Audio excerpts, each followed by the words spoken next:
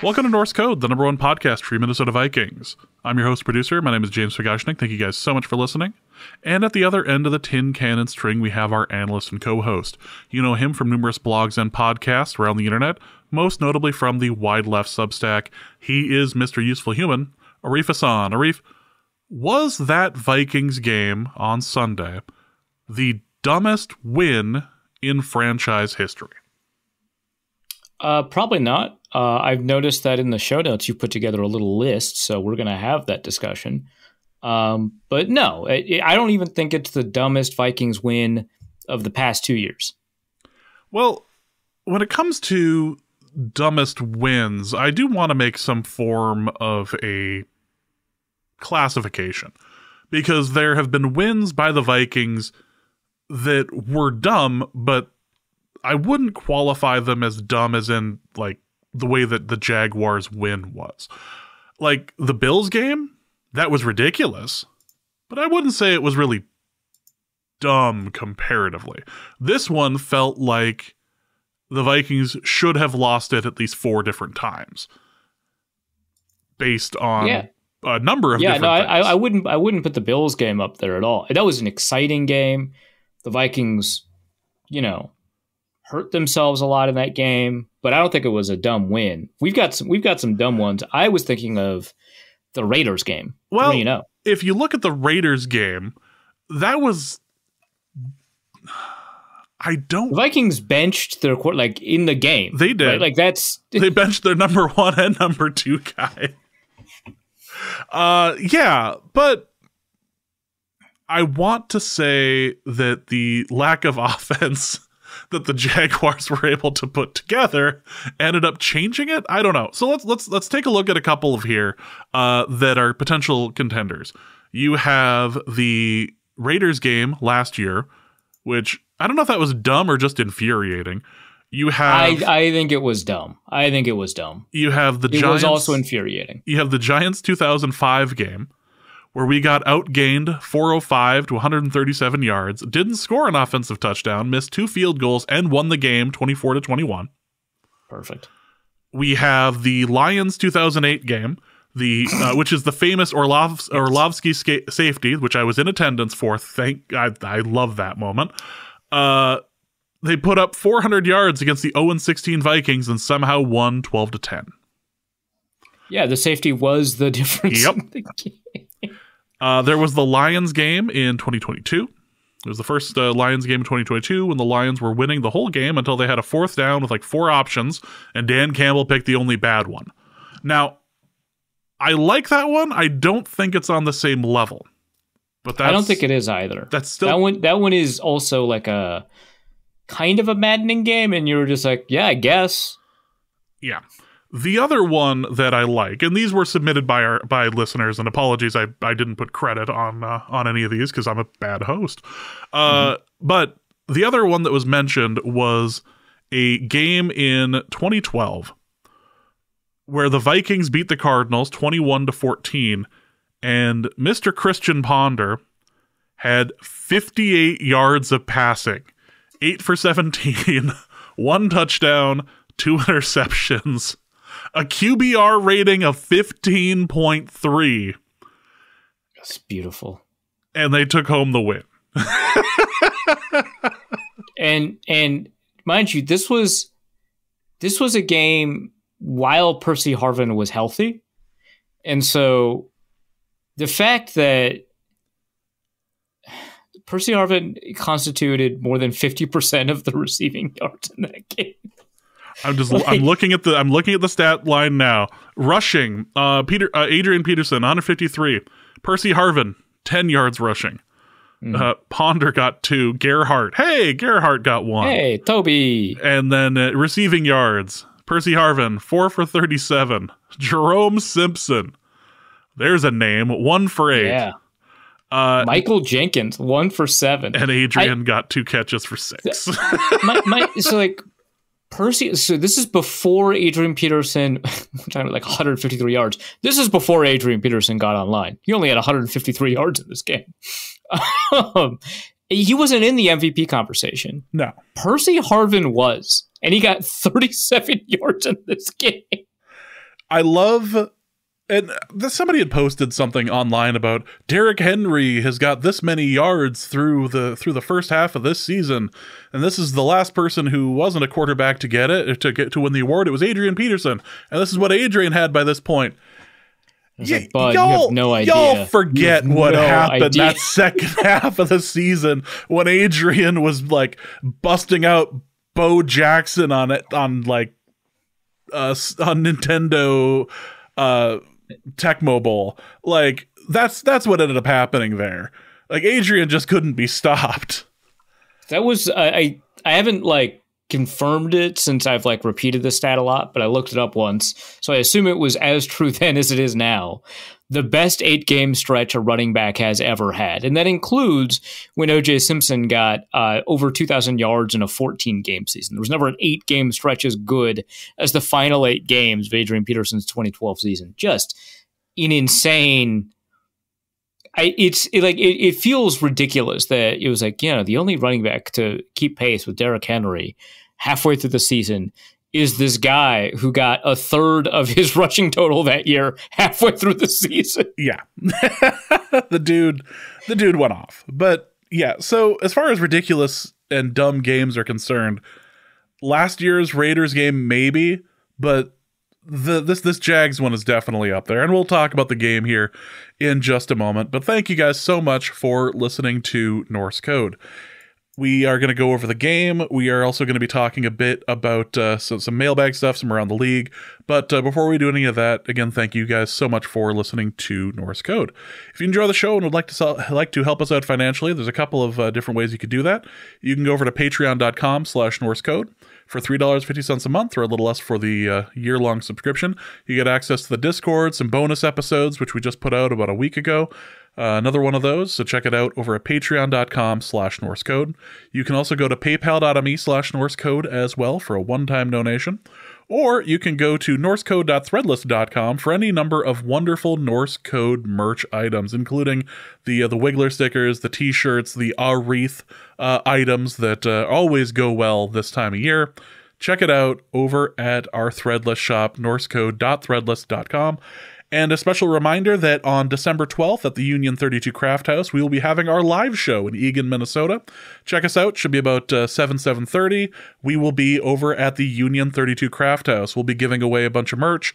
We'll be giving away a bunch of, I say a bunch of tickets. We'll be giving away 2 tickets to the game against the Bears that is currently scheduled for Monday night. So check us out. December 12th, the Union 32 Craft House. It should be a great time, and as has happened before, I brought cursed items to the last show and the show before that. Perhaps we will have a cursed item or two at the table this time. Who is to say? So check us out over at the Union 32 Craft House. Arif cannot wait for whatever cursed item is going to be sent to his home. Okay, I was a little nervous when you were like, cursed item, who's to say? And I was like, is this about me? And then you very clearly made it so that it was obvious. At least one of these items is designed to bring me great pain. No, that is an assumption on your part. I founded, I think. That is a terrible assumption. I happen to know for a fact that at least one of the things that is going to be at the table is something you will not actively hate and may even enjoy. Okay, but there's multiple items, and for you to say one of them won't be that really gives me no confidence at all in you pushing back on the conclusion I've already come up with. In fact, I feel even more strongly now. I can't wait for you to be wrong at the Union 32 Craft House on December 12th. Check us out. I would love to be wrong. 7 o'clock or so. Speaking of, I did just look up best 8-game spans within one season of rushing yards, and I actually turned out to be right on this one. Adrian Peterson, 1,322 rushing yards in 8 games from week 9 to week 17, the most in any 8-game span inside a single season. I didn't actually look up over the course of like if you can span multiple seasons, so there could be one. But Adrian Peterson's number 1, number 2, and number 3, all from the 2012 season in terms of 8-game spans, followed by Earl Campbell, Larry Johnson, Eric Dickerson, Walter Payton. And then Derrick Henry's 2020 is number 13 on the list. That's nice. Yeah, all of those Hall of Fame names. This is where we're at. All right, let's get into the game itself. Let's talk about the Vikings' victory over the Jaguars. A frustrating game that was both amazing on one hand and amazing for other reasons on the other. Can we just talk about the defense? Is it possible to just ignore Darnold's terrible decisions and just talk about how the Vikings defense made it so the Jags couldn't do anything and Mac Jones was not in a position to do what he did against the Vikings as a member of the Patriots? I mean, we could, and we can start out by talking about that, but I think it'd be impossible to kind of ignore the Darnold in the room.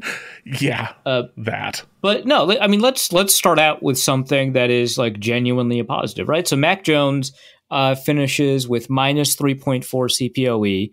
That's pretty good.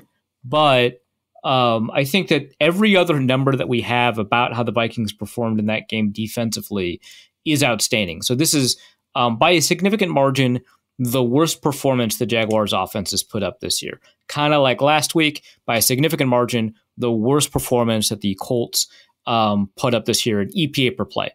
I think that it's fair to acknowledge that the Jaguars offense wasn't that good heading into the game. Same thing with the Colts offense last week. And so saying that they did well, I think requires that they do more than make a bad defense look bad. Good defenses make bad defenses look bad. Great defenses put them in the seventh ring of hell. And I think this is exactly what the Vikings defense did. This was, in Mac Jones's career, the fifth worst game in EPA per play. I think the Jaguars haven't had an offensive performance this bad since the Urban Meyer years. Like this was like a reckoning, right? In terms of points per drive, this is the worst of the season that they've had. Points in a single game, obviously, this is the lowest output that they've had. They had the one drive, it was a touchdown drive. And this is kind of like how quickly fans can get spoiled to a certain level of performance, right? Like we got pretty used to how good the Vikings defense was for about 10 weeks last year, right? The middle 10 weeks, the Vikings defense was outstanding.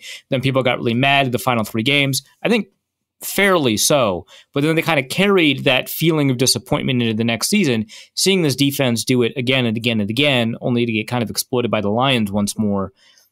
People were telling me during that touchdown drive that Flores is cooked, that he's done, that this was kind of a gimmick defense, that it's over.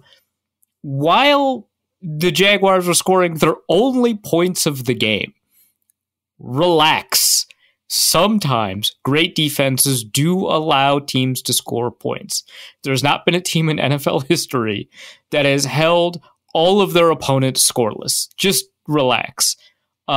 This was the worst performance the Jaguars had all year, by some measures, by a significant margin. The Vikings defense dominated. They could not run the ball. They could not throw the ball. They couldn't scramble. Like, it was done. It was over. And here's what's really great about it. The Vikings defense adjusted partway through the game. They saw that when they decided to lay off on the blitzing, they had a 10% blitz rate over the first two drives. They saw that that wasn't really working, right? Because one of those drives, the Jaguars did the unthinkable. They scored. After that, the Vikings weren't playing around. So after those first two drives, they blitzed at a rate of 73%. It was over. They weren't having it anymore. It was over. And Mac Jones couldn't handle it. Not that he normally would be able to, but it's not as if, Mac Jones hasn't had good games against the Vikings, right? He could not handle this at all. He was in his own personal hell. Like, he went back to his hometown. He finally got the ability to play professional football for his hometown team. He's wearing Jacksonville jerseys growing up, and he wanted to be anywhere else that night. Like, that's rough. Can we talk time of possession? Can we talk about how 42 minutes to 17 or something? It was crazy. 3 quarters. I mean, I'm not a huge time of possession guy, but it's a fun stat, right? Like I think it doesn't tell you much, but it's very fun. And here it just kind of it's less that it suggests anything and more that it reveals something, right? And here it reveals how much the Vikings were stepping on these guys' throats, right? And they just weren't letting go. It was just drowning the whole time. It was great. I think it was 42 minutes to 17. It was from that side of things, it was great. And the offense seemed to just stay on the field. Let's curious. Yeah, as that works. They must have scored millions. But they were able to have very good sustained drives. And on third down, Hawkinson was there to bail them out on multiple occasions. Hawkinson, this was really his first real game back. Yeah, and obviously he played in the previous game, didn't get a ton of... I mean, he got a fair amount of snaps, but he didn't get a ton of play or targets. He was blocking a decent amount in the game, too. And in this game, Hawkinson was a feature player. He got 72 yards. He led the team in receiving.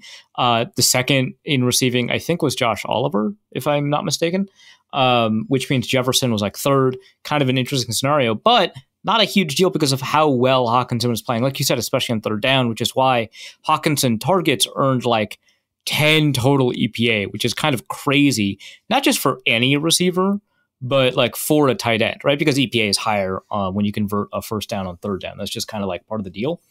But yeah, I thought, he played really outstandingly. I think that the Vikings used him in kind of every role. They used him a lot in play action leaks, to the tight end in the flat. They used him up the seam. They used him on choice routes from the slot. They're doing all kinds of things with him. And he was run blocking pretty decently as well. Really phenomenal return game. And also, this game was the 10th, or actually was tied for 9th best game in terms of total first downs by an offense. Really dominant offensive performance when you think about it. Very much so. They stayed on the field. They got themselves into scoring position multiple times. It's just that there were a few turnovers that happened to be in the red zone, or some plays that were drawn up that didn't really make any sense. I suppose you first have to look at Sam Darnold and his aggressive nature. This seemed to be the game that everyone was warning us about that was about to happen. Yeah, that's a good way to put it. So the Vikings got in the red zone 5 times in the game. Got in the red zone 5 times. They got into Jacksonville territory more times than Jacksonville had the ball.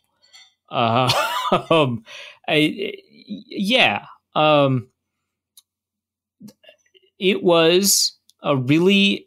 They out-yarded the Jaguars 402 to 143. Just incredible stuff. But technically, they didn't score touchdowns. That is, we have to acknowledge that technically that is true. They only kicked field goals, and a lot of that is because of red zone turnovers. You had 3 interceptions, all of them occurring in or near the end zone. One of them technically not a red zone turnover because the Vikings were at the 30, so that's not the red zone. So that one it's not a red zone turnover. But yeah, so out of like the 9 or 10 drives that they had in Jacksonville territory, 5 were in the red zone. 2 of them were inside the 30, right? Like just barely on the red zone. Like they kept on knocking on the door. They just didn't bust that door down. The first interception. So you take a look at this and you see, oh my God, 3 interceptions. You see another interception that he throws that gets called back because of penalty. So you don't have to worry about it. And you think, Jesus, man, I can't believe this guy kept throwing picks. I don't think the first interception is his fault. I want to put that out there. I want to say, hey, great play by Tyson Campbell. Great play by Foyeshade Oluokun to actually reel it in. A rare poor play by Justin Jefferson. I think that's like an important thing to acknowledge is that I think Darnold made the right decision given kind of the progression of his reads. Jefferson's his first read. He won inside position. You throw the ball to him. The ball was catchable, and Jefferson just didn't box out Tyson Campbell appropriately. That is both an issue of Jefferson winning at the catch point, not traditionally a problem for him, so I'm not concerned about that going forward, and also an issue of him winning off the release. Again, not traditionally a problem for him. I'm not concerned about that going forward, but both factors contributed to the fact that this was an interception. Jefferson did not create additional space off of that slant coming off of his release. Tyson Campbell didn't bite on his outside move, which is pretty rare for Jefferson to have a release that doesn't move them in some way. And then he got out physicaled at the stem, and he had to fight through the route break in order to get into his slant, and he didn't fight through well enough. So Campbell was in his hip pocket. Darnold throws that. Now, I think some people refer to it as a contested, it was a pass deflected by Campbell. And I think on replay, I don't recall Campbell's arm hitting the ball, but also it was just like inside Jefferson's like catch box, right? So like it's fair to say that was like a significant part of the play. Either way, he was being mugged. Yeah. And I think legally mugged. I don't want to say that was like the refs screwed that up, but yes, he was getting mugged. And the ball bounces up, and pass deflection turning into an interception. Not Sam Darnold's fault. Second interception, completely Sam Darnold's fault. What are you doing? It is, so everybody is in their second play, as it were, which is kind of what you call it when quarterbacks enter scramble mode or you're in the scramble drill. Now, quarterbacks don't necessarily have to be scrambling to be in your quote-unquote second play, which is not actually what happened here. Darnold wasn't scrambling. He was in the pocket, maybe hitching up a little bit. But it's when the timing of the play is dead. And so now that you've run your route with your precision and your timing and your landmarks and all that, now you run to space in a way that complements the play. And in this case, the receivers are all running from the offense's perspective facing the goal line to the left sideline. And that's what Jefferson was doing. That's what Addison was doing. And Jefferson was looking for space, and he couldn't stop running. A, because he doesn't have eyes in the back of his head, so he doesn't know how close the guy is. But B, because that guy was actually pretty close behind him. Darnold throws it behind Jefferson during that scramble drill. Not on Jefferson at all. I think the first replay that we saw of it didn't really give us that picture. You're like, hey, depending on how that play broke down, that might have been on Jefferson. Nope, not at all. Not on Jefferson. The third pick was the one Mark Sanchez explained as a communication error. I'm pretty sympathetic to that explanation. Jefferson was going to the far pylon. Darnold was throwing to the near pylon. You have to figure out how you want that corner route to be run in that situation where you've got a cornerback there, because you can win both of those routes so long as you're both on the same page. Jefferson chose the far pylon because there was kind of exclusive real estate to him that's a little bit better, and he knows how to do sideline catches, and so that would be a good place to kind of just drop it over his shoulder into the bucket. It's a harder throw, but it's also slightly safer. But Darnold chose the near pylon. I don't love this because I think choosing the near pylon requires better timing than what Darnold did. Would have probably been a pick with better timing anyway, because Jefferson did not, read the play the same way. But I still think the timing was off, kind of regardless, even if they were on the same page. And I think probably Jefferson made the right move in terms of like what he wanted to do with that play. Also, when in doubt, I think you should probably, typically we go with the quarterback. I think you should probably just trust that you should adjust to what works best for Jefferson and not what works best for the quarterback. So I would say that there's more on Darnold than it is on Jefferson. There is kind of an honest mistake there. So when Kevin O'Connell defends Sam Darnold after the game and says, I'm 100% committed to him, I actually get where he's coming from.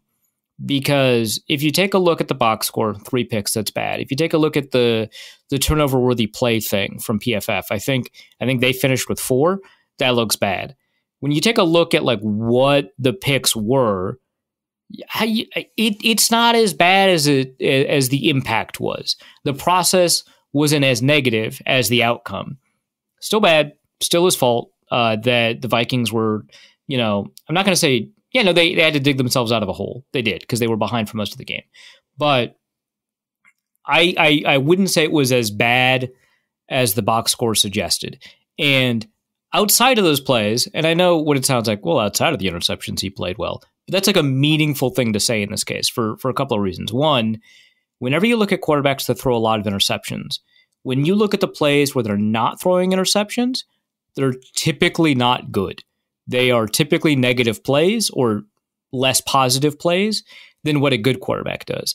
A good quarterback typically not only avoids interceptions, but also consistently makes good plays. Those tend to go together. With a bad quarterback, you get negatives in terms of the play-to-play stuff, and then the low-frequency, high-impact stuff like the interceptions. So there's not a lot of 3 interception games where this is true, but on non-interception plays, Darnold was throwing for 0.37 expected points per attempt.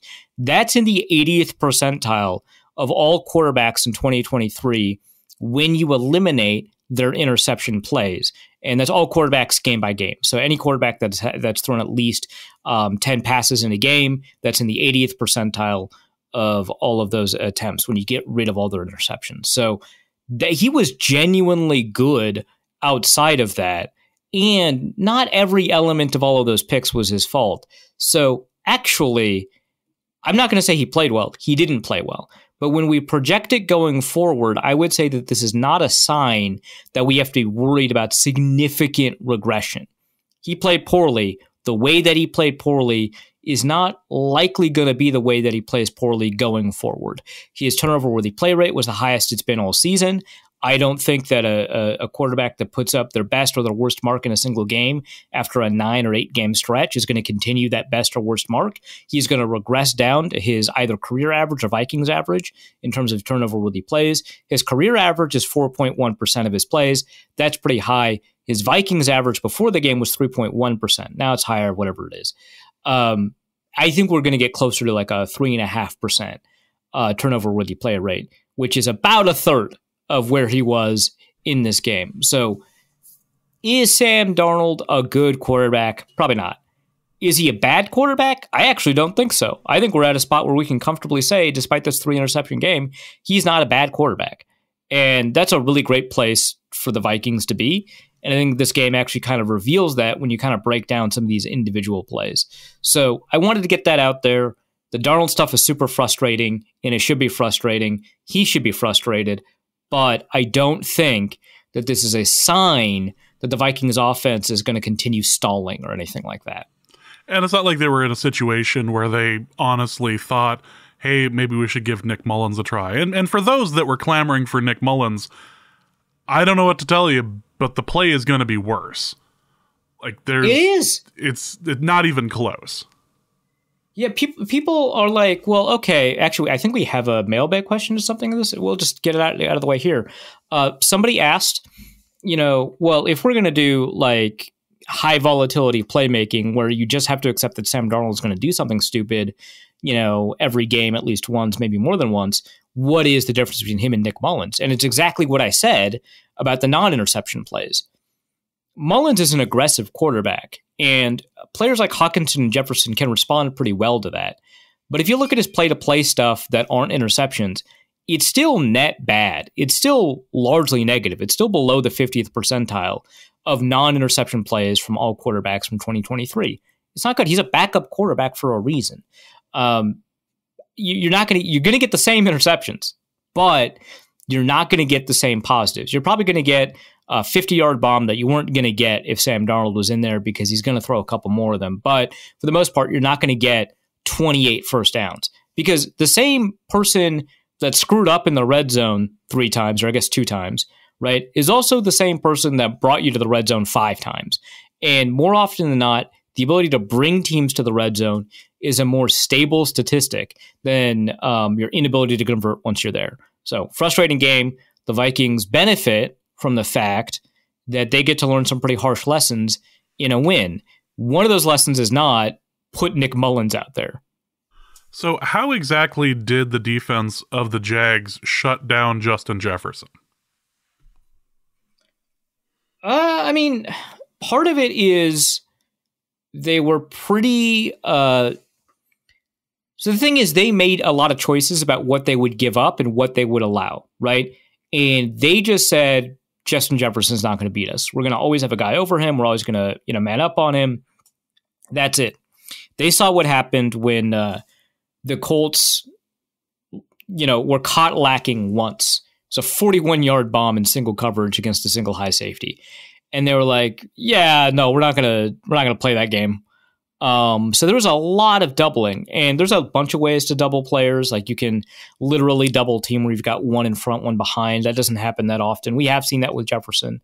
But you can just put safeties or other defenders in position to constantly be bracketing him. And so there's a lot of plays where Jefferson has an inside bracket essentially assigned to him, a player that is in quote unquote man coverage, that's his outside player, and then you've got a safety up top. And so it's like a double team wherever he goes, which feels like a triple team because they're devoting a lot of resources. And that's what they did. And there were a lot of instances where, Darnold's throwing Jefferson the ball and there's 2 players or even 3 players kind of in the area. Jefferson still catches a fair amount. I think he had 7 catches or something in that game. He still catches a fair amount in that game, but it's, not explosive. The opportunities aren't there. It did result, I think all 3 picks were thrown in his direction. Again, only one of those was Jefferson's fault, so we can't say. Okay, so Jefferson had 5, not 7. He had 9 targets in that game. One of them's a throwaway. It's kind of weird to count that. And there were instances where Darnold should have thrown somewhere else, but what ends up happening as a result of this is that TJ Hawkinson and Josh Oliver are like wide open. Like, when you devote all these resources to stopping one guy, and at least one of your other guys is pretty good, he's going to eat. And so, yeah, they stopped him with, and I don't want to take away from the fact that Tyson Campbell had like a good game. He did. It kind of reminded me of some of the stuff that made him so intriguing last year as a player. He didn't kind of live up to that a lot, but this was one of those games where you kind of understood like why he was performing really well. And I think that, having the security of not having to cover, Jefferson on the inside on some of these routes or up top on some of these routes probably helped him. But, he individually played well. But I think the Jaguars made a choice. They were like, you're either going to beat us with all of your other dudes, but not this guy, right? It's all those other dudes. We're going to take our chances with that. But this guy can go off for 150 if he wants to, and that's not happening. Yeah.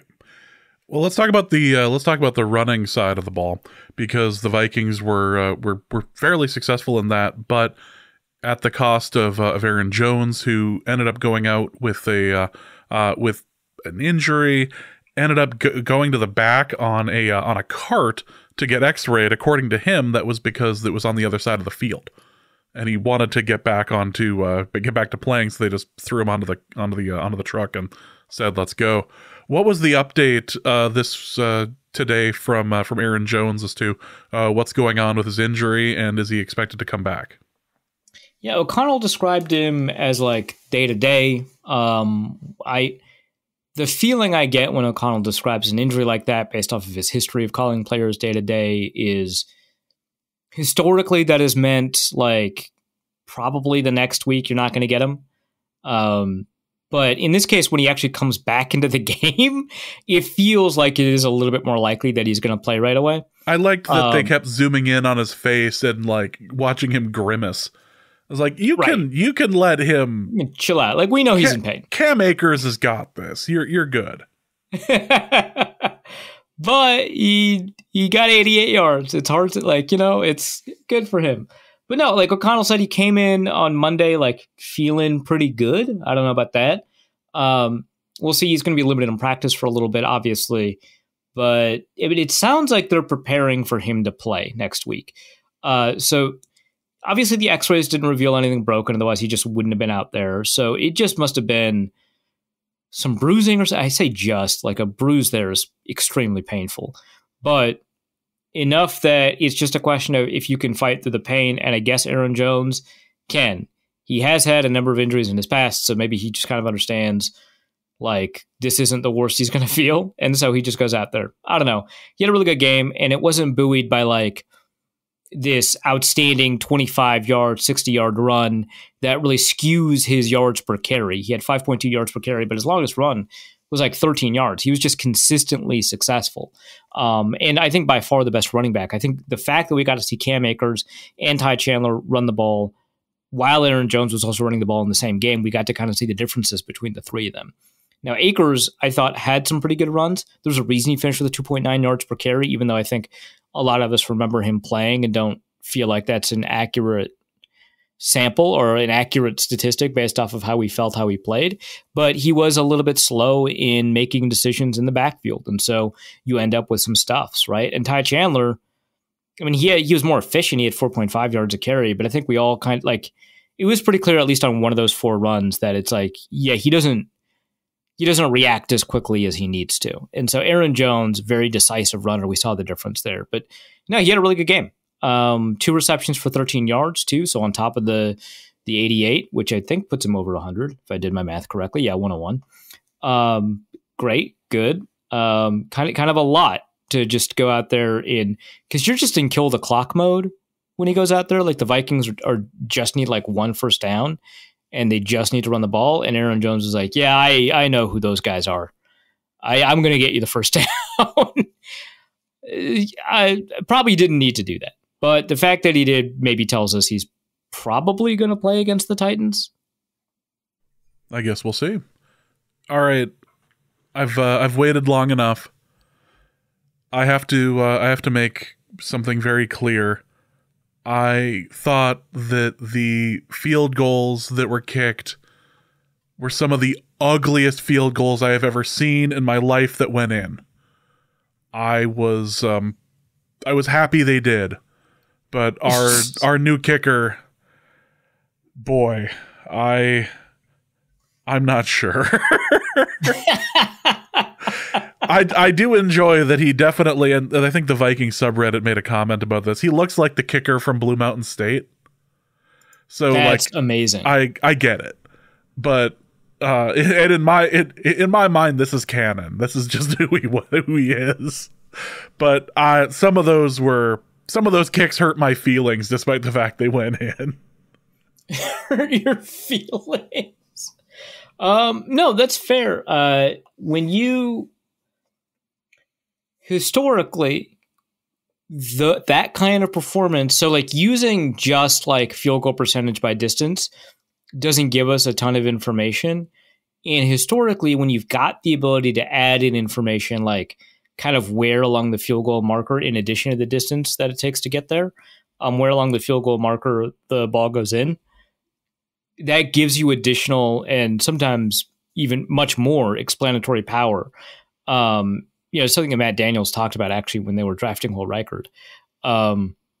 And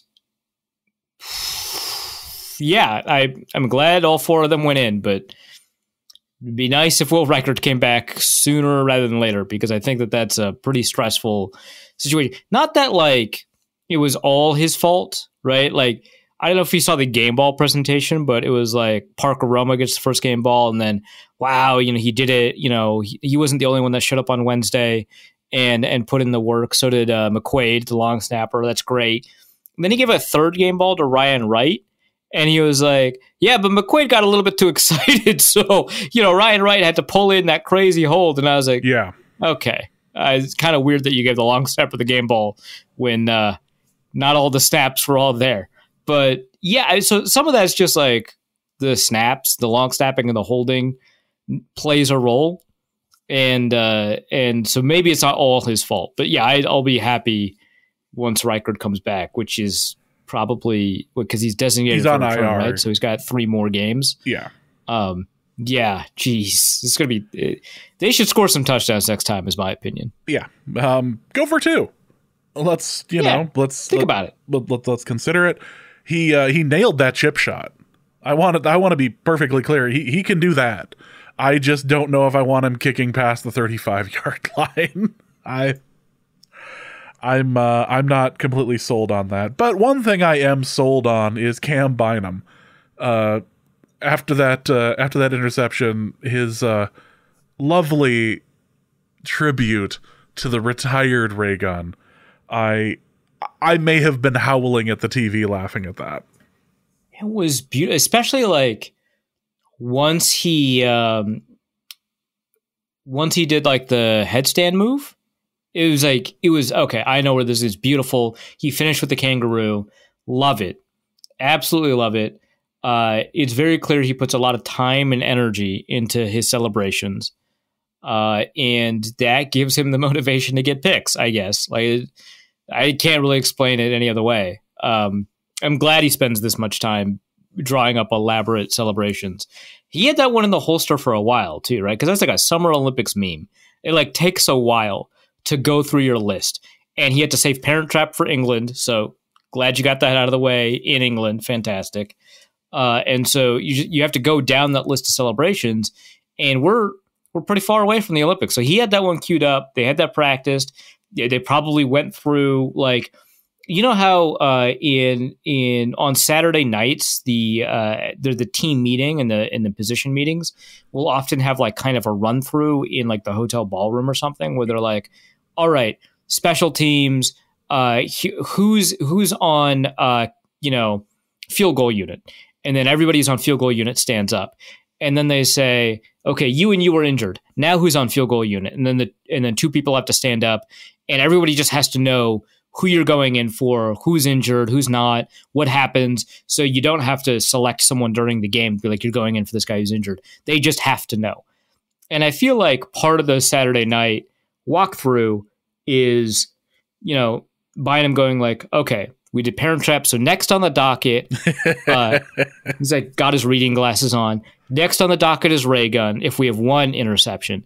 Now, if we have two interceptions, the next on the docket is this. If we've got three interceptions, is this one. Now, pay attention.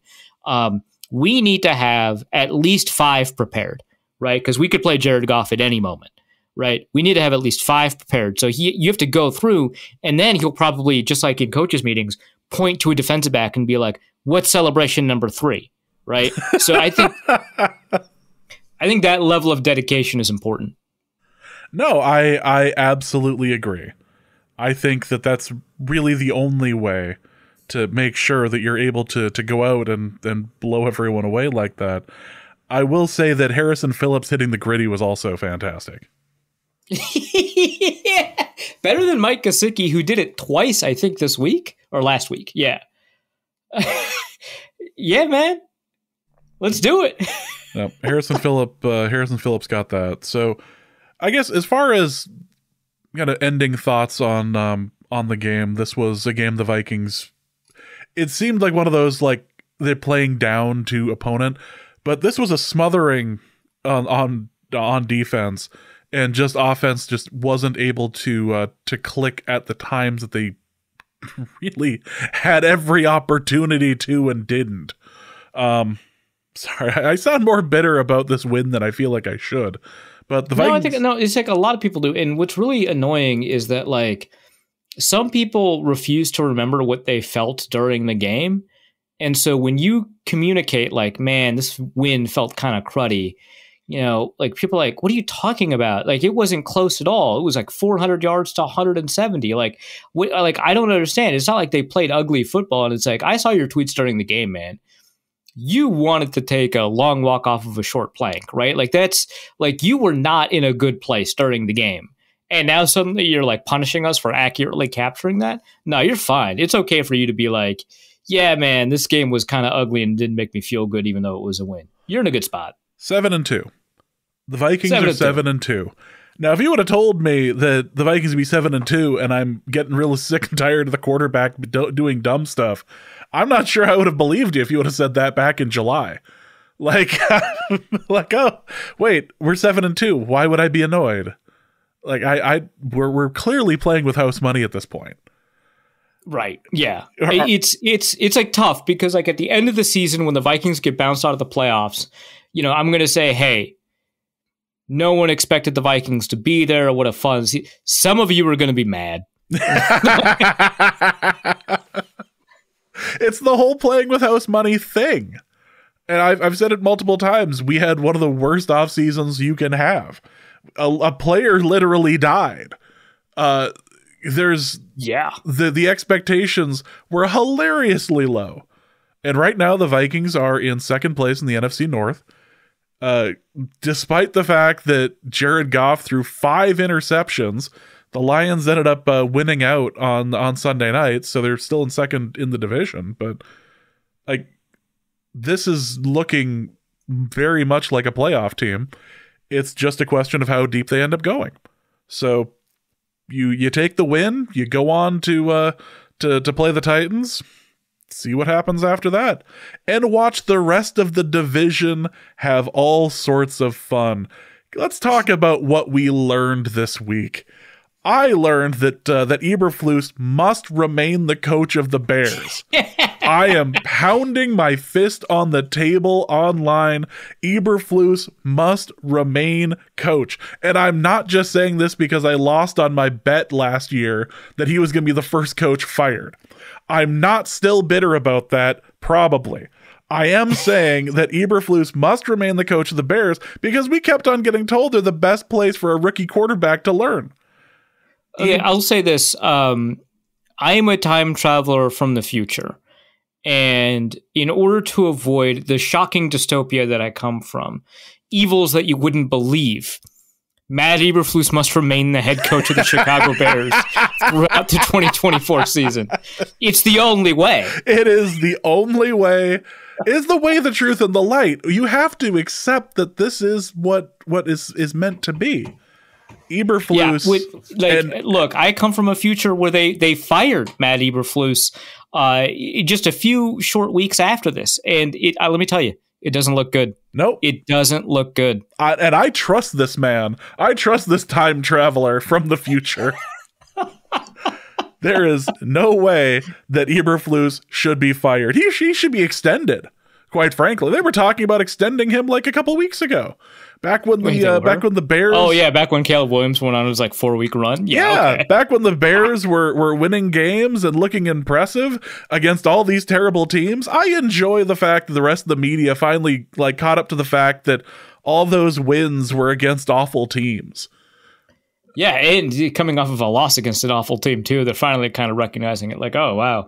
I understand Drake May is kind of good, but have you seen the rest of this Patriots roster? Yeah. Oh, wow, Bo Nix is no longer putting up double-digit passing numbers. But is he better than Caleb? Yeah, it's not great. Yeah, I mean, there's a Bo Nix truther that has been in my mentions every single week, by the way. That is the kind of trolling that is both pathetic and impressive. Yeah, and it's crazy because he's been there since week 1, and so he's been chirping at me through all of the really awful Bo Nix games. I'm like, this guy's just what are you talking about? This guy's just bad. He's not playing well. And then the last couple of weeks, the guy's like, do you still think he's bad? Do you still think he's bad? And I mostly don't answer him. I did answer him this week. I was like, yeah, dude, I do. It's really great run of 3 games or whatever, but I don't think this is going to sustain itself. But yeah, no, sure. Talk your talk. It was weird when you were talking your talk when he was bad, so you might as well do it when he's good. But you're weird. You know that you're weird, right? Anyway, Bo Nix probably. I don't think he's a better quarterback than Caleb Williams, but the fact that we brought this up is maybe not a great sign for Caleb Williams right now. So I said that there were 3 NFC North quarterbacks that played this week. 1 threw 3 picks, 1 threw 5 picks, and 1 threw 0 picks. And the one that threw 0 picks was by far the worst one. He had the worst performance out of all of these guys. It was bad. It was ugly. It was a real bad game. 9 sacks against a team that can't rush the passer. Just buddy, that was bad. That was an emasculating performance. Yeah. And totally out of rhythm and out of sync with all of his receivers, all of whom are supposed to be good. Like you said, one of the greatest environments for rookie quarterback to be in, given the wealth of receivers that they have. Not on the same page with any of them. Obviously the offensive line is not as good as we thought it would be, but you're clearly making it worse by just doing your hero stuff. It's the NFL. That's not going to work. You're not Patrick Mahomes. People just compared you to him. That doesn't work. You got to figure out what you can get away with and what you can't. And then you can start doing this stuff. Because now all of this stuff just looks like stuff you can't get away with. So we learned that. Somebody was before you go on any further, somebody had declared that it felt like he was playing a one-player team sport. That's what it looked like Caleb Williams was trying to do there. Well, he certainly seemed to think that, yeah, for sure. I was like, how do you pull that off exactly? It was remarkable. So there's that. I think we also learned that the Lions are so the Lions are clearly one of the best teams in the NFL, but there are some years where that means a lot more. I don't think this is that year. I don't think any of the great teams are actually great teams. I think there's just a bunch of good teams. I think the Vikings are one of them. I think the Lions are one of them. I think the Chiefs are one of them. They're the only undefeated team, and that's the one I'm the least sure of. Yeah, that one has a lot of 2022 Vikings. Right. Yeah, it's just like you're just skating on thin ice. The one thing is we've seen them do it before, and then in the second half of the season, absolutely turn it on. So I've got a little bit more faith in them, but still worth questioning, right? Buffalo is one of them, but there's no like great team, and I think the Lions helped demonstrate that. Now they did win, right? They've got one game. They're one game ahead of the Vikings on the schedule. Doesn't mean much because they will play each other again at the end of the year. So if you keep pace, you've got an opportunity to win it back and win on tiebreakers like point differential or common opponents or whatever, right? So that's all there, right? But that first half for the Lions was brutal. And the fact that Houston couldn't move the ball against them is not really – the Lions do have a good defense. It's like a top 7, 6-ish defense, right? But the fact that the Texans couldn't move the ball against them is not an indication that the Lions defense is overwhelmingly good. It's an indication that the Texans have run out of receivers. All of their receivers are hurt. I think 2-3 of their offensive linemen are hurt. Like that's clearly what happened in this game. They had Kenyon Green. He gets hurt. They have a center. The center gets hurt. They move their backup center to guard, and they have another backup center. And their right tackle, for some reason, is participating in fumbles. That's not because the Lions have an overwhelmingly good defense. They have a good defense, and that was part of the reason the Texans couldn't score in the second half. But it wasn't the whole reason. And so I think we learned that the Lions are certainly as mortal as the rest of these like fairly goodish teams. So there's that. There's also the fact that Kirk apparently hasn't changed. You know, he's the same guy in Atlanta that he was in Minnesota, with a no time on the clock check down. Why not? On fourth down. That's an expensive check down. Yeah, and just like when he was in Minnesota, he did it when I had some stuff on the line. I feel personally affected here as my money is no longer available.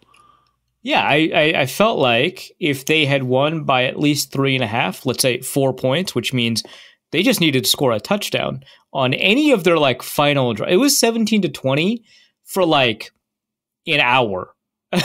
Like any of those drives, they could have scored a touchdown. But it's like a punt, a missed field goal, a pick, and then this final one. So like people, I quote tweet the Everything Georgia account, right? That was like, why would you throw it like short of the sticks on fourth down with no time left? Like, why would you do that? You know, I quote tweet it with like, boy, do I have some news for you? That tweet goes viral, right? Be like, well, Daniel Jones has a contract as a result of something like that. Right, yeah, this like moved mountains. And, you know, most people thought it was funny. A bunch of Washington fans were like, well, we knew it before you did, which fair enough. But fair doesn't make it right. Like, go right, ahead. yeah.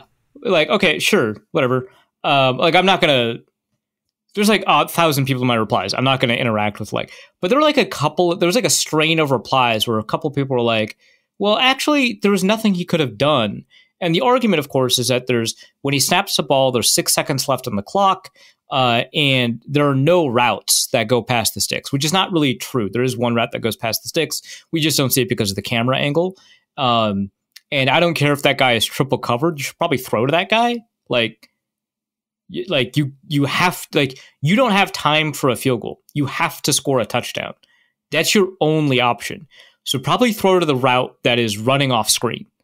And he doesn't do that, right? He throws not just short of the sticks. He throws like behind the line of scrimmage on like 4th and 4, right? And then that guy has to run out of bounds. And he runs out of bounds for like a 0-yard gain. Or -1, actually. So, great. Good work. But 2 of the routes are past the sticks, kind of. Like they're heading past the sticks with a good throw. I agree, not a great play call. But I think what a lot of people are missing, like, oh my God, he snaps the ball with 6 seconds left on the clock. That's bad. He's in an impossible position. Do you know why he's in that position? Because he threw over the middle of the field on 3rd and 22 to Kyle Pitts. That's his fault. I don't understand why people don't understand that Cousins created the clock situation that is now impossible. I didn't go into my own mentions to fight this fight. I have learned a couple of lessons over the years about fighting fights on Twitter, and the primary lesson I've learned is mostly you should fight fights that are stupid when at the end of the day, people go through your quote tweets and your article is at the end of it and they'll click on the article. This was gaining me nothing, so I didn't fight. People seem to think that I just tilt off and fight all the time randomly. No, that's not always true. Sometimes it is, but... Yeah, you've said before that your New Year's resolution was to get into more fights on Twitter, so... Yeah, there's a reason. Right? I'm not just mad online. Sometimes I am. Don't worry about it. But sometimes it's just I can pick my battles. And the ones where people are like, he had no choice. Who calls stick on 4th and 4? No one. Because it's no huddle. No one's calling plays. You weren't supposed to throw over the middle of the field on 3rd and 22, my guy. So that was what happened there. Good job, Kirk Cousins. The Saints somehow secured a win. The Falcons fall to 6 and 4. I believe they're still winning the division, so whatever that's worth. But yeah, okay. The Saints getting a win after they fired their coach, and their new one comes in and talks all about how he clogged the toilet that day. Oh my God, that's where we're at. That was something I learned, something I can't unlearn, sadly. We also learned that Jerry Jones believes that the players and the coaches know where the sun is. And I feel like that's important. But he wants to know where the moon is. He does have questions about the moon, which tends to be a Reef's beat. But God, I didn't even think about that. Yeah, well, you forget things you say on podcasts, and that's my job to remind you. It's worth noting, and there's been pictures of this before, that when this stadium hosted WrestleMania, they did put up curtains to prevent that piercing sun. It is possible. Yeah. They have managed to do this. The technology exists. Yeah, it turns out have it. There is enough tarp in the state of Texas to do this. He just doesn't like it. He just doesn't want to, because the players should know this. Do you think McCarthy makes it to the end of the season? I've joked before about the fact that Dallas just has this history of hanging on to a coach for one season too long. And boy, does that seem like the case right now. Exactly what happened. So the problem is McCarthy is in this always seems to have an out. Not I'm not saying he injured Dak Prescott. That's not what I'm saying. But it's just circumstances conspire to make it favorable to not fire him constantly. And obviously they hung on to Jason Garrett too long. And I wouldn't be shocked if they hold on to McCarthy too long. But it's he's got an out this year. Dak Prescott's hurt. Not that Prescott was playing well enough for them to be winning. They're 3-6. He got hurt in this game. They were garbage before he went to season-ending IR. Yeah, that's I understand winning with Cooper Rush is hard. Not as hard as, it should be, apparently. But it is hard to win with Cooper Rush, and seemingly even harder with Trey Lance. I get it. Were you excited? Were you excited to finally see a safety play quarterback? That ruled. We've seen a wide receiver play quarterback. We've seen a running back play quarterback. We've seen multiple tight ends play quarterback. Finally got to see a safety play quarterback. I want so badly to find some discount Trey Lance Cowboys jersey and just be like, this is what's needed for you now. It can join with the 49ers Trey Lance jersey that a listener sent in last year. You can have a whole collection of all the places Trey Lance has played. This sounds oh my God. We can get a couple of these framed, I'm sure. Because I know a couple of people who have every Favre jersey, and then also the Favre, a combined Favre, Falcons, Packers, Jets Vikings jersey. That is cursed. Like right, that's so cursed. I'm confident that thing chants at you while you're sleeping. But a Trey Lance version of that sounds hilarious. So I like that. That's very funny. So yeah, like that's, I think, okay, so that guy, by the way, that has like the five Favre jersey, I think he got rid of it after the welfare stuff. The texting, that was too far. That was the line. That was where he went, no, I cannot do this any longer. I cannot have this item in my home. I did not ask, right? Because I think like at that point we weren't like good enough for, like, we were good friends enough for a while that at one point I would have been able to ask. But by the time the welfare stuff happened and he declared his intention to get rid of all of his Favre stuff, I wasn't a good enough or close enough friend to be like, hey, I've got some questions about like where you draw your lines here. Were I in his shoes and forced to, or Crocs, I guess, forced to interrogate? No, he loves Crocs.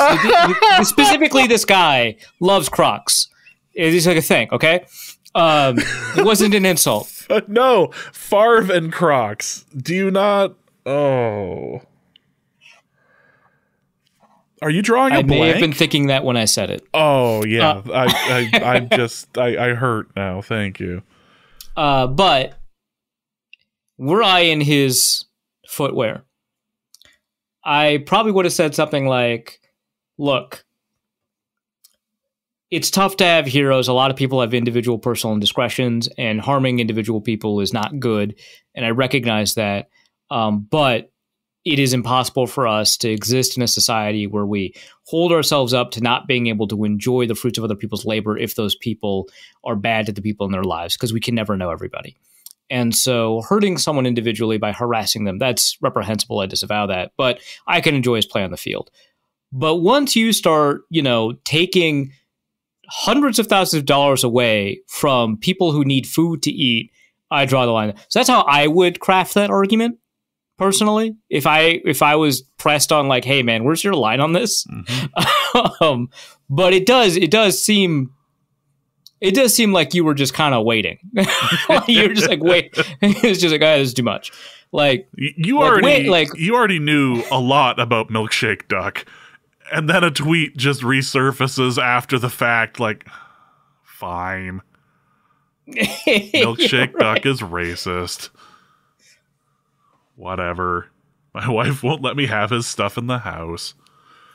Well, let's get to the mailbag. And the first question's from Jack Rackham, who asks, will we have a controversy, a kicker controversy, when Reichard comes back? A schism, you might say. I can't tell if the schism reference is just like the overall theology bit, or if I'm like missing a Star Trek episode. Right? Like, you know where I'm coming from on that one. But no, I don't think that there will be. I think it's just Reichard's job. Yeah, that I'm not sitting there doing Hail Marys and before, during, and after kicks when Reichard is out there right now. So Hunter asks, is a higher interception rate a part of Kevin O'Connell's offense inherently?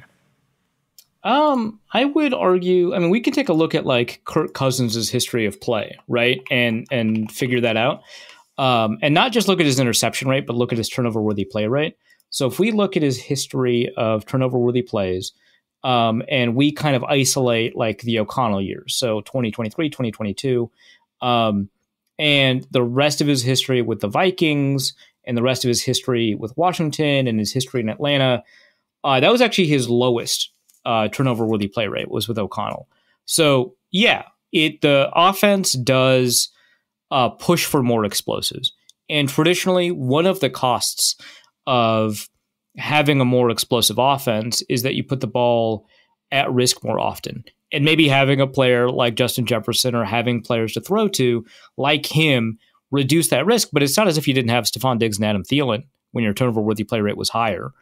And mind you, like some of this some of these turnover-worthy play, right, like especially kind of early in the Vikings situation, might come from fumbles.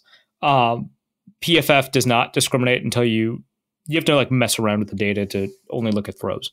But I think that given that Darnold has a lower, even including this game, a lower turnover-worthy play rate than his previous seasons and his career-long rate, and Cousins does too, I think that all of the other things that O'Connell does to make a quarterback's life easier, effective scheming, judicious use of play action, kind of understanding like how to communicate well with the quarterback to get them to see things the same way he does, all of the things that are like really difficult to identify and define that makes for an effective offensive coach, more than mitigate that. So I don't think it does, but I can kind of see why that would be true kind of abstractly, but B, why you would say that coming off of this game. No, I don't think it does, but that's definitely an interesting enough question. Hunter also asks, how would you grade Kevin O'Connell's ability to self-scout his offensive tendencies? I think they're actually really good. I don't think that like a lot of the mistakes that we see come in the passing game are a product of defenses kind of knowing absolutely what the play is and where the ball is going to go. I think that they primarily come because of misreads from the quarterback or inaccuracies or something along those lines, right?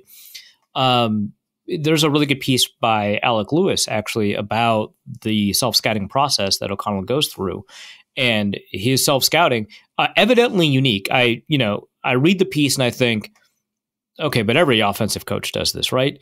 Seemingly no, because a lot of the players that talk to Alec Lewis said that this is pretty rare. They've never seen this, but it's to talk to the other players on defense. It just seems like the most obvious thing in the world. But O'Connell like pulls Bobby McCain aside and he's like, hey, what did you see? Like, what are kind of the areas where like you got to pick there? Why did you kind of understand that that's where you needed to be? What can we do to prevent that from happening? So it's like a pretty good self-scouting operation. And I don't really think that the Vikings offense is limited because of that. Like here, I think in this game, it very clearly was not the offensive coordinator got found out issue, right? They had 400 yards of offense. It was just the turnovers. The offense was very effective. So I don't think that's it. I think that he's generally pretty good. Let's go into the next question, which is from Ingram's Left Foot, who asks, did Kevin O'Connell decide not to give Darnold a game ball because Sam would have just given it to the defense anyway? Yeah, that's probably the reason. Yeah. Professor Poop asks, this game was quite poopy indeed. As such, I very much enjoyed it. For the offense, was Sam Darnold just that poopy, or is Kevin O'Connell sometimes questionable for short yardage and red zone calling? Was his calling to blame? I think that there are some issues with some of his situational play calling. I really hate what he does on second and short pretty consistently. That doesn't actually contradict the previous answer, though, because that's not a self-scouting thing. That's just like a offensive philosophy thing. I don't love that. And some of the calls in the red zone, maybe. But like I think like last year we were praising how good the low red zone offense was in terms of play design. So you can take it or leave it. I think that it kind of just changes year by year. I don't think that play design was at fault for, again, these interceptions. So I don't think that was a problem there. Yeah, the questionable short yardage stuff, absolutely. 3rd and 1, got a little bit too cute. Don't need a deep drop back pass. Darnold should throw the ball away. He didn't have a ton of time to see that pressure was there, so I don't want to put too much on him. But that was a bad play call and poor play design on that play call. You should have just run the ball, but you get that some like. I feel like that is in the category of, every offensive coordinator seems to make a couple of stupid decisions. Maybe not every game, but every couple of games with that kind of stuff, and that was one of them. And while I typically don't hold it against offensive coordinators when they do that kind of stuff, because you have to mix it up sometimes, and the times you mix it up make it look stupid if it doesn't work out. Like dropping an edge rusher into coverage. People are like, why are you dropping Everson Griffin into coverage? He's leading the league in sacks, and you're not even letting him rush the passer. And it's like, well, part of the reason that the defense is good is because you can't predict what they're doing. And so you've got to put players in positions where they're a little bit less comfortable for the overall cohesiveness of the defense. Yeah, you're not going to win that rep from that guy, but you're going to create a lot down the road, and it just didn't work out that way. You have to mix things up. And on third and short play calling, you should mix things up just so that you can make sure that the defense is never quite prepared for what you're going to do. I don't think that's where that should happen, because one of the benefits to calling a pass on third and short is an explosive play. And the Vikings just did not need an explosive play at all. They just did not need it. Getting stopped at the line of scrimmage, I think, put you in field goal range, right? I think that you're fine in field goal range, and the sack took them out of field goal range, if I remember them correctly. You're more likely to be in a spot where you don't get points than you do get points, and explosive doesn't help you because your primary goal at that point in the game is to clock it, and maybe you can add a field goal on top of it. But your goal is not to get a touchdown. That's not even a nice to have. It's just super unnecessary. You just need the clock. So there are instances where I don't love it, but I think overall, O'Connell was a huge net positive, as he is basically every game. And Darnold made a couple of mistakes. Jefferson made a couple of mistakes. O'Connell made a couple of mistakes. Those happen. And the mistakes just happen to be fairly catastrophic. I don't think that's on O'Connell necessarily. Let's go to our next question, which is from Yakit, who asks, for Arif's player legacy corner, would Byron Murphy Jr. become a Hall of Famer simply for becoming the first veteran to win Defensive Rookie of the Year? Okay. I don't actually think Byron Murphy II, who is a defensive tackle, originally from Texas, now playing for the Seattle Seahawks, is he having a good enough year for him to be in that conversation? Well, his image was supposed to be in the picture that was tweeted. They just got the Viking instead. Oh, that's incredible. What? You didn't see that's why that's the joke. The joke is that Fox, I think it was like Fox Sports, ended up tweeting out this picture of all of these rookies, saying who's most likely to be getting the offense or defensive rookie of the year or whatever. I didn't see that tweet. That's incredible. And that's why everyone was making fun of it. I mean, I didn't see people making fun of it either. I just thought this question was because they shared the same name. I didn't realize. Why is it always Fox? Remember when they photoshopped like Teddy onto Sam Bradford for no reason at all? And it was hysterical for 2 seasons. like why did you? There are pictures of Teddy. Skin tone is not right. Somebody's got vitiligo.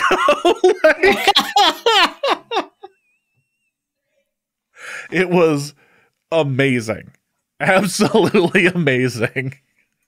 No, that was the thing. That was why people were commenting about it. So the fact I knew something that happened online that you didn't is making me rethink some life choices. Yeah, no, that's on you. Yeah. My dear Arif Nakotan asks, it seems like our discount QBs fall off after a few games. Should we be adopting a QB cut by committee situation with a couple of $10 million quarterbacks instead of one for $50 million? No, Darnold's fine. He's fine. Don't worry about it. And also, I don't know that Mullins ever played well enough to fall off. I think it's just Dobbs fell off further than the Mullins line is what happened. So don't worry about it. That's not a real trend. Don't worry about it. Well, these two questions are related. So Kenneth Allen asks, for Arif's big time corner, who is the most famous person that has called out Arif publicly? Ian Rappaport or Machine Gun Kelly, and how does he feel that the day that he was called out by Rappaport happened to be the day that Machine Gun Kelly was the halftime show for the international game? You can ask the second question too. Will Melvin asks, so how would you go about rebuilding the Saints? Okay, God, Jesus.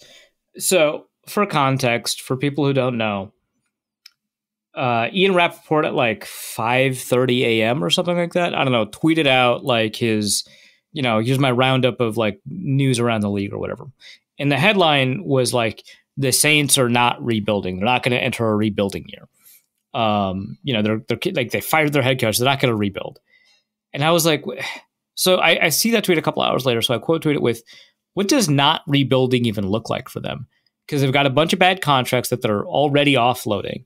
They don't have the ability to offload them all this year, right? But they have gotten rid of a lot of veterans. They don't have a quarterback, so they're going to need to bring in a quarterback. They're going to have to bring in a new head coach. They just traded away Marshawn Lattimore. What does not rebuilding look? There is no plan of action that they can take that does not look like rebuilding, right? They have to have like at least 17 draft picks over the next 2 years. That's just going to look like it's just going to look like rebuilding. That's it. Your offensive line, aside from like 2 players, is like pretty old. Right? So I was like, I'm so confused. And so he responded to me with, that sounds like a great project for you. But it's text, so you don't know what the tone is. Like, that sounds like a great project for you, right? Like, I don't know. And a bunch of people are like, could be encouraging you because he's familiar with your work. And so I was like, oh God. So that's why I replied, like, oh God, like, because it's like such an overwhelming thing to think about the Saints being competitive over the next 2 years with their cap situation. So it's like, oh God. And he responds with, do it, coward. What? I have never seen him tweet like that. What? What? Gauntlet is thrown down. I'm not doing it. I don't write about the Saints, and I don't I don't know how I would. And like a couple of people misinterpreted especially Saints fans misinterpreted my tweet and were like, rebuilding looks like exactly what they were doing. And I'm like, yeah, no, I agree. And we have a couple of back and forth, and I was like, wait, hold on, I know what's happening here. You misread my tweet. I said, how could they not rebuild? And everyone was, oh, no, yeah, we agree. Everyone agrees that they have to rebuild. A couple of people responded with like, well, they know that fans aren't going to show up if they say they're not going to be competitive that year. And I was like, well, it doesn't matter what they say. Like, fans know they're not competitive. I think fans are more upset if they're not rebuilding. Like, so I don't know. But like, it is such a daunting task to think of the Saints being competitive next year or the next 2 years. And like, some people responded with like, well, they can't rebuild this year if they cut all their bad contracts that are over the cap. And like, first of all, that's insane. Second of all, I know that they don't have to rebuild all in 1 year, right? Like, I didn't say you got to rebuild in 1 year. You could do it over 2-3 years. You could do exactly what the Raiders did. It took them 2 years to get out from under their bad contracts under Reggie McKenzie before they fired Reggie McKenzie. Just nasty work. Mistakes were made all around. Yeah, I was just like, what in the world? Okay, so you fire Reggie McKenzie or whatever. So you you go through that, and someone was like, well, then you're not going to get a good coach because you're not going to be able to compete right away. And I was like, well, first of all, one, there's only 32 of these jobs. Like, you probably will. Two, you've got to promise that coach essentially in writing that they could do whatever they want for 2 years and have that not be held against them, right? Yeah. Just don't be Urban Meyer. Right. And three, then hire a bad coach and fire him in 2 years. Who cares? You're going to fill that job. Like, I don't care. Like, okay, yeah, that doesn't answer my point about you not being able to rebuild. So anyway, the last time we interacted, he was promoting the Draft Network story. He's like, this is good journalism. Great moment. Loved that for me. That was huge. That one quote tweet made me tons of money. Thank you, Ian. And if he thinks that gives him, carte blanche to just act like that, he's right. But still, what? Like, what in the world? Yeah. I've never seen that from him. It was a bit out of left field. Everybody else was really appreciating it. Although now I'm stuck on the idea that somebody's being offered the Saints job, like in the movie Major League. We'd like you to coach the Indians. And he goes, I don't know. Let me call you back. Oh, by the way, the answer is Machine Gun Kelly. Love Ian. He's not anywhere near as famous as this, triple genre failure. Yeah, there you go. Josh Wells asks, for Arif's NFC North coma, Our corner, I fell into a coma on January 31st, 2022. And I just woke up. Have the Bears given the North back, or do they still have a stranglehold that Ryan Poles promised? Yeah, I think once you promise to take the North and put it in a stranglehold, you're not really going to be in a situation where you're going to be giving it up. I think that you're basically just in that mode. I think that, we're going to be dealing with the Bears and their stranglehold in the NFC North for 3-4 decades. It's going to be tough. Yeah, well, I mean, you are a time traveler, so I would hope. Well, again, it is dependent on whether or not they fire Matt Eberflus. Well, that's always in flux. But speaking of, DT asks, for a Reef's melancholy corner, where does a broken Caleb Williams being helped up and then patted on the head by a Patriot rank in your all-time pathetic NFL moments? Honestly, if there was not like already a culture of like an opponent helping someone else up and then, giving them like a good play or whatever, I've seen opponents pat each other on the helmet without it being condescending. So I did see that one. It did look condescending. So I'm not going to say like that's not what happened here, but I don't think it ranks up there. Like, I don't think it's the most when I can't get over, was it Tariq Cohen gets tackled on the sideline, and the opponent, it might have been Chauncey Gardner-Johnson. I don't remember. It was a famous trash talker. Does the I can't see you, you're too short gesture.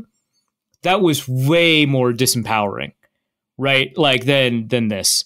That was crazy because he's like 5'7". For like a defensive back to be like, you're so short I can't even see you, which I can relate to because I'm 7 feet tall. Facts. Yeah, that's brutal. That's unrecoverable. So I think that's like a much worse. I think Cortland Innigan getting the F beat out of him by Andre Johnson. That one's kind of up there. Maybe not pathetic, but like kind of, because he is just a pest. Yeah, and he just kind of asked for it the whole game, and he got what he asked for, and it turns out he didn't want it. He didn't want his gift. He didn't want Santa's gift. What was the fight that kept happening about?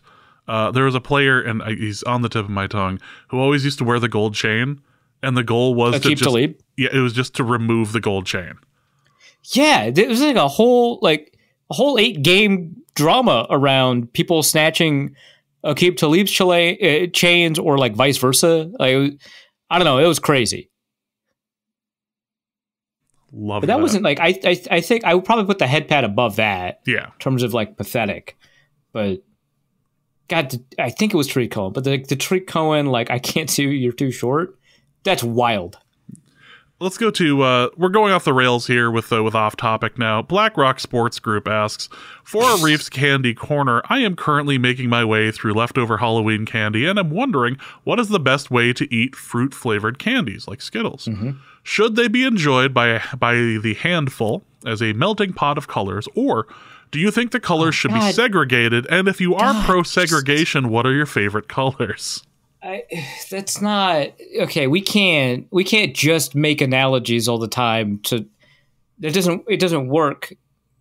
The functional arguments that you make about why this is different aren't really helpful to the case. Like, you can't just be like, no, there is a difference between the colors because they're different flavors. They were designed that way. Like, that just also sounds bad, right?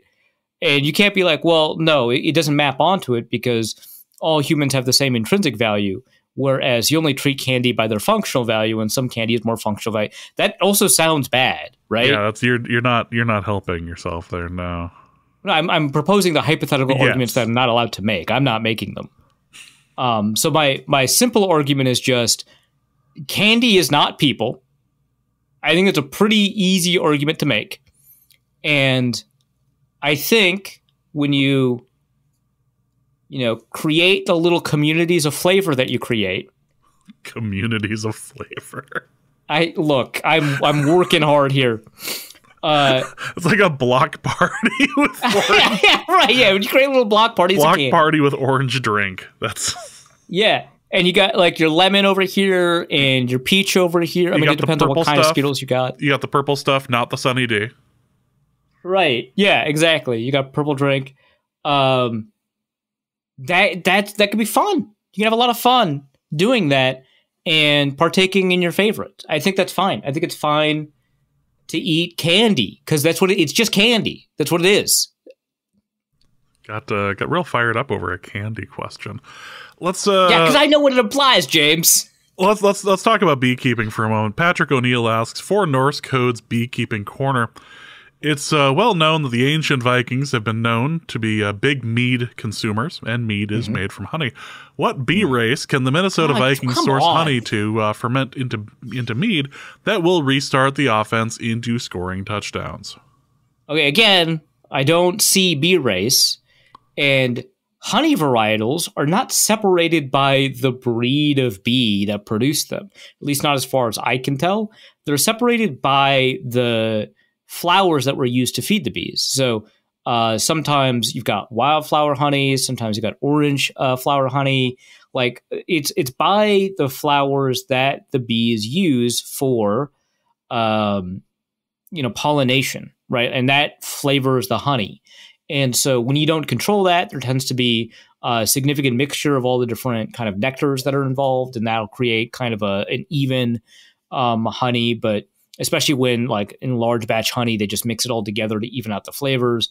But the reason that you might get like honey from a farmer's market or some like locally sourced or single source honey is because of the flowers or the plants that were used in the pollination process. So that doesn't actually, the question doesn't actually make sense for the way that you asked it.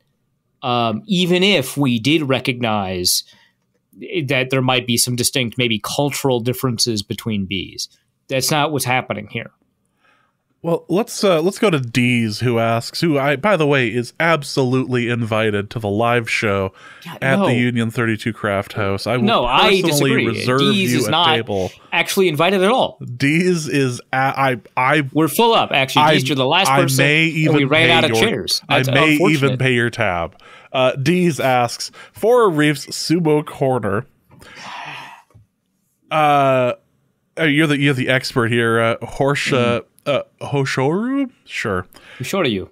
Sure. Is down an estimated 12 kilograms from the September Basho and is moving substantially better thus far. Can you talk about the benefits of added or lost weight in a sport where your day may consist of only a 5-second match? Okay.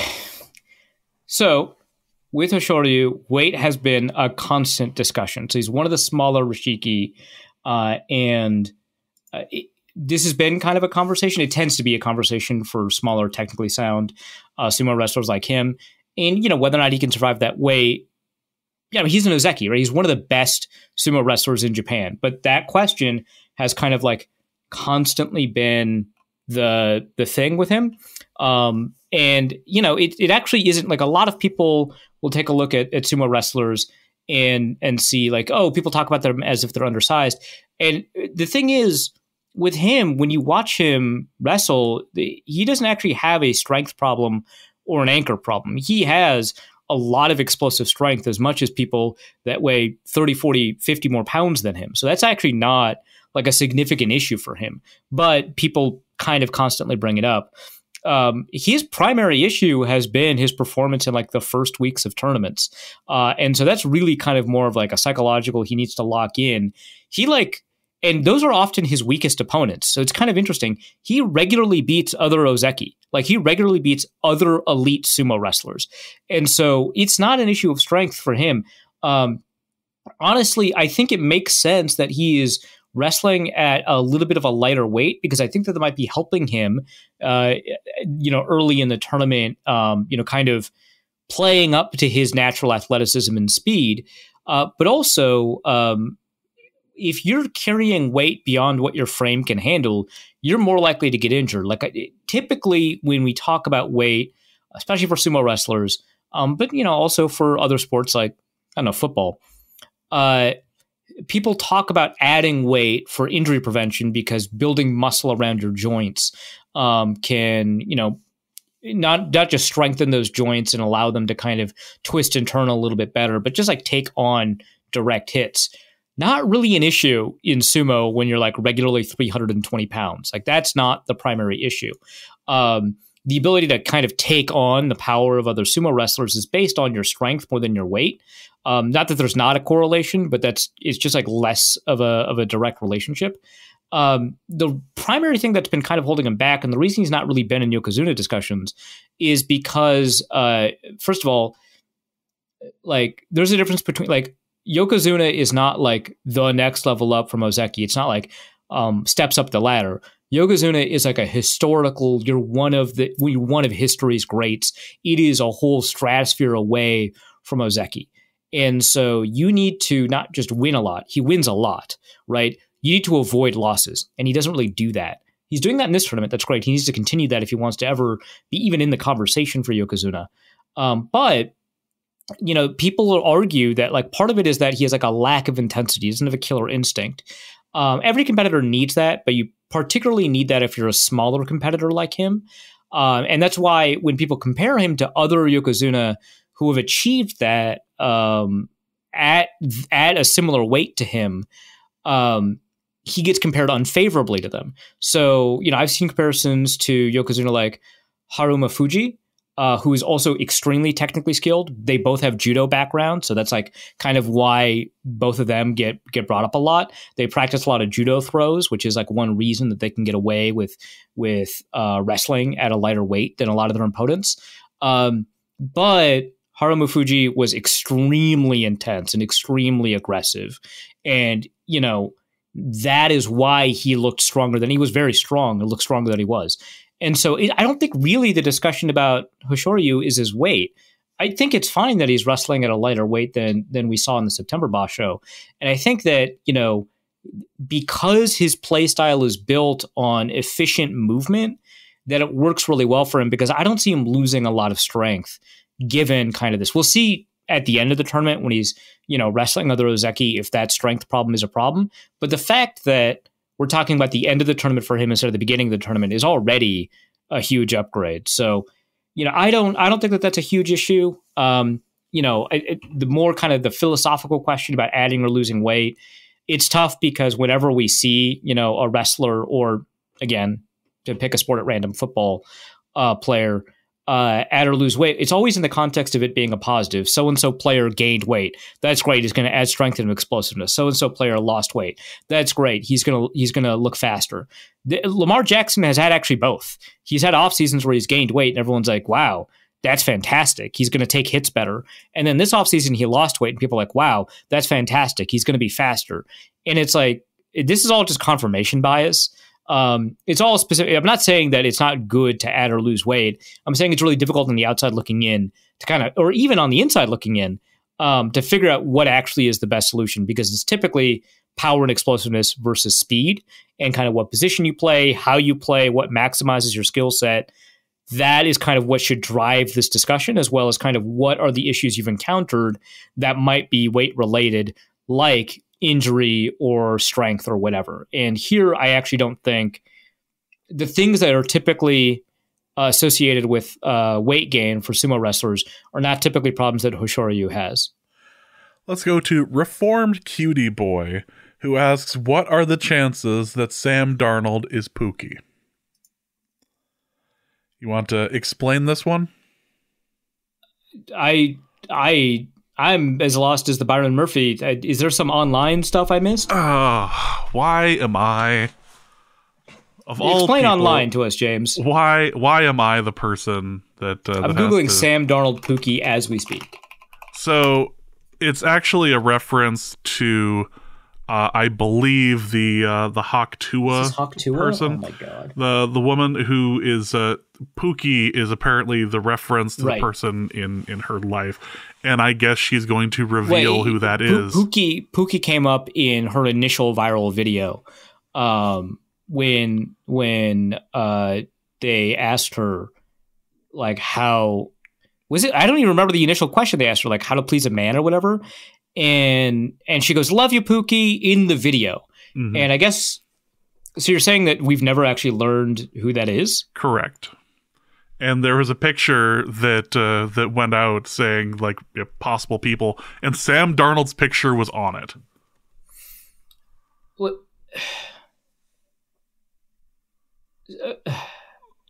Okay. So I see that this has something to do with NFC North News. Actually, that's it doesn't. I'll send you the link from her Twitter account. Oh my God. Okay. So I'm finding out in real time online stuff. We don't actually get a ton of that on the show. I'm not proud about the fact that I saw this right before the show.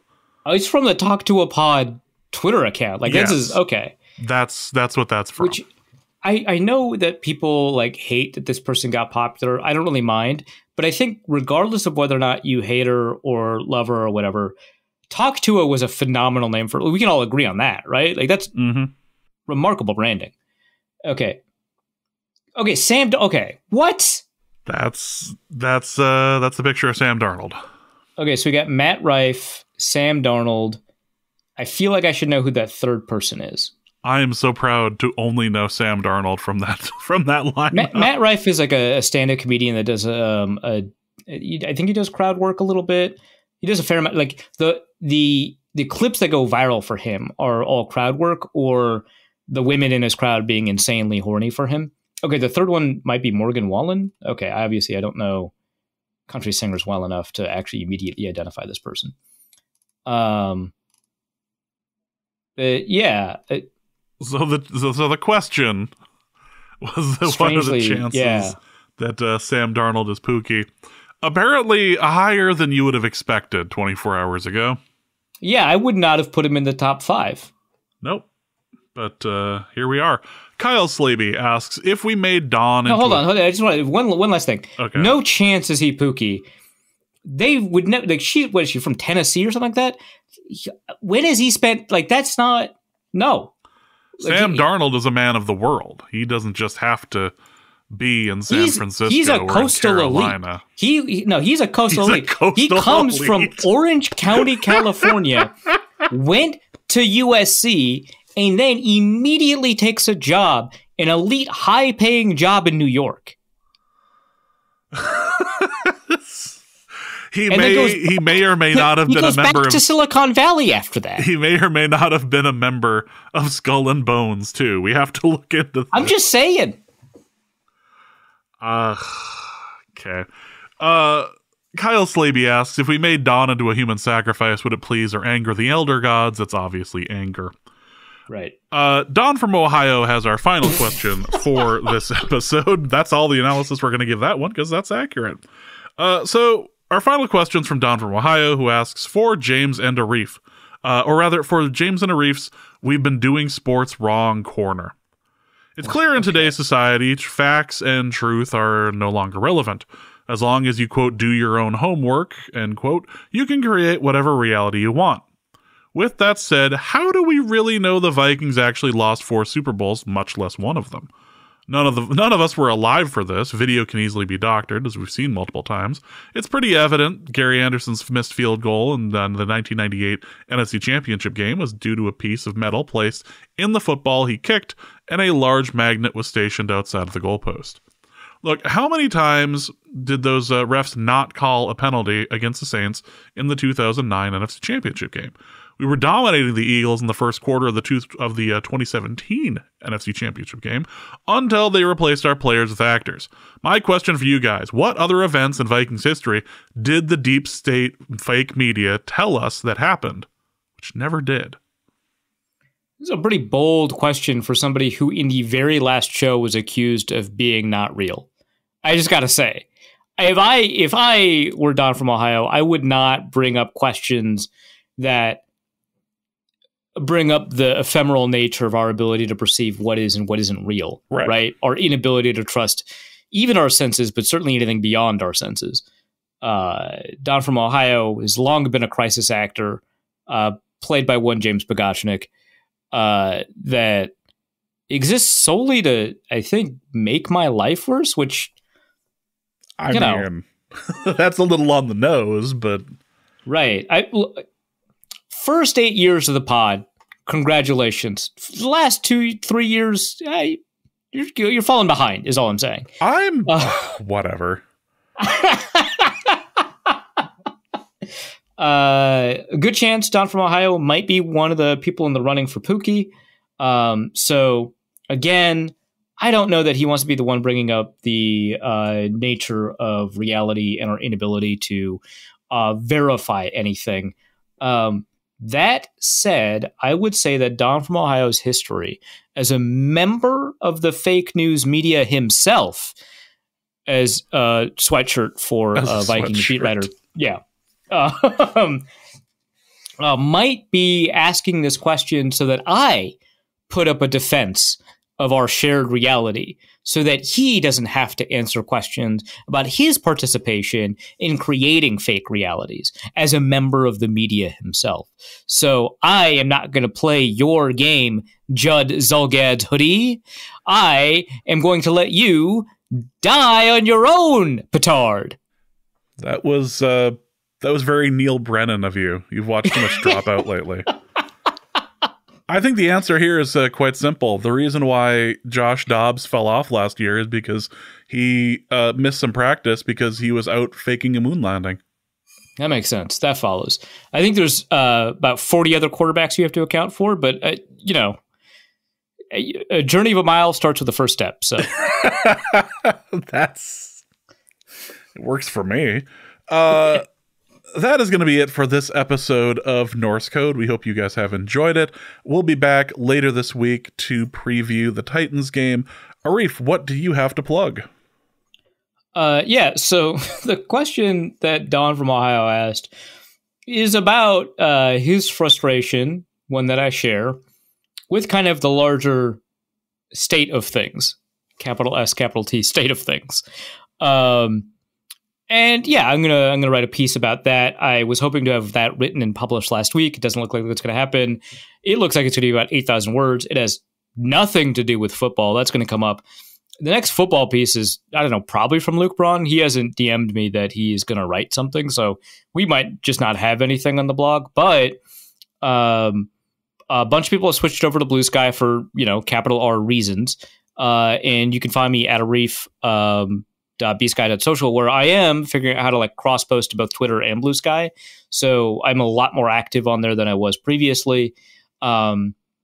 Check that out. But yeah, right now it's I've got my recap of the game where I go into why I'm actually a little bit more confident in Sam Darnold than the box score suggests. That's over on Wide Left, as well as a great piece on Justin Jefferson being an incredible end of universe type gravitational pull. I don't know. Luke's weird, but that's also there. Check that out over at whyleft.football. So that's it for this episode. Again, thank you guys so much for listening. For Arif, my name is James. Thank you guys so much for listening. And please remember that it's 4th and 12.